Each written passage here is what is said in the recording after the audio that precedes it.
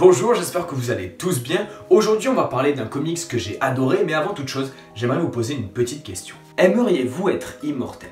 Vous avez peut-être répondu à cette question directement par oui, mais que faire lorsque l'immortalité n'est plus une bénédiction mais une malédiction, comme pour les 5 personnages du super comics The Old Guard sorti chez Glénat Comics. Dans ce comics, on suit un groupe de 5 immortels, Andy, Nikki, Joe, Booker et Neil. Et pour le coup, ils ont vécu un sacré paquet d'années. Le plus jeune d'entre eux a 200 ans et la plus vieille, Andy, a vécu déjà des dizaines de siècles. Mais les siècles ont passé pour ces personnages et ils en peuvent clairement plus du tout de vivre. Ils ne veulent qu'une seule chose, pouvoir enfin se reposer. Sauf que c'est pas réellement possible parce qu'ils sont immortels.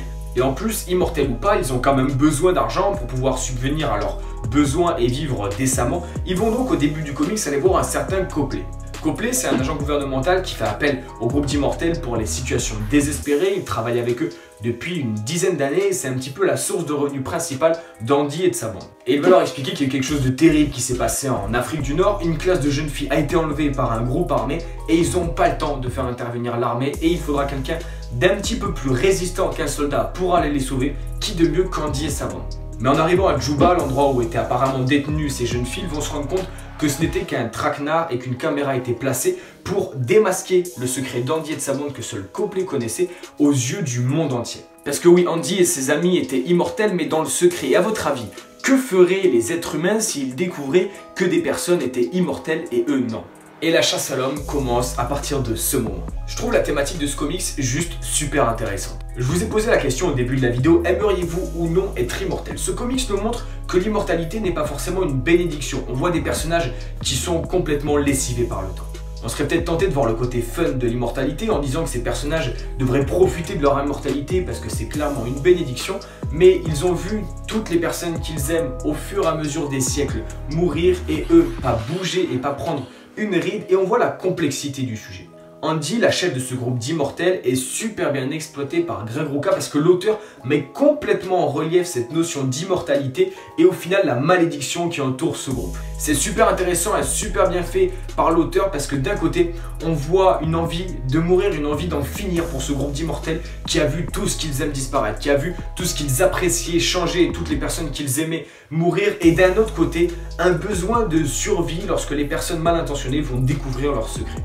C'est Leandro Fernandez au dessin avec un style graphique assez particulier auquel j'ai complètement adhéré, et je trouve que ce style graphique est surtout embelli par la colorisation de Daniela Miwa parce qu'elle utilise énormément de couleurs chaudes qui font beaucoup ressortir le trait de Fernandez. Et je vous parle d'Andy qui est la chef de ce groupe d'immortels et que j'ai énormément apprécié et qui a un développement juste extraordinaire parce qu'on revient sur son passé, on revient sur tout ce qu'elle a vécu durant l'histoire, mais c'est pas la seule qui vaut le détour. Tout simplement parce que tous les personnages de ce groupe d'immortels sont super intéressants. Aucun d'eux n'a le même âge, ils ne sont pas du tout de la même famille et ils ont quand même été obligés de se retrouver et de former ce groupe d'immortels. Tout simplement parce qu'à chaque fois qu'un nouvel immortel faisait son apparition sur Terre, tous les autres immortels de la planète rêvaient de lui sans cesse jusqu'au moment où ils le trouvent et où c'était terminé.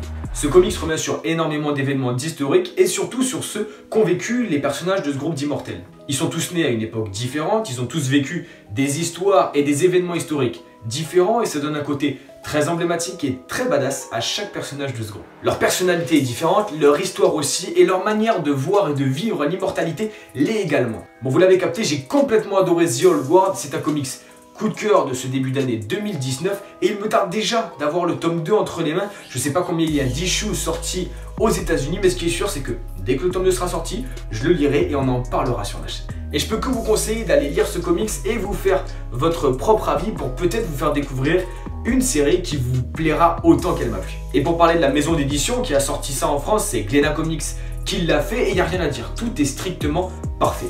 On est habitué au super travail d'édition que fait Glénat Comics, mais j'aime énormément, premièrement, bon, la couverture est juste magnifique, mais aussi ce comics un petit peu plus long que l'était par exemple Nailbiter, un petit peu plus grand, qui je trouve est encore plus agréable à lire. Donc allez vous faire votre propre avis sur cette série et venez ensuite me dire si vous avez autant apprécié. Et bien sûr, j'espère que cette vidéo vous aura plu. Si c'est le cas, dites-le moi dans les commentaires. Dites-moi pour ceux qui ont déjà lu ce récit si vous l'avez autant kiffé que moi, mais surtout, portez-vous bien. On se retrouve très vite pour de nouvelles vidéos. Ciao tout le monde.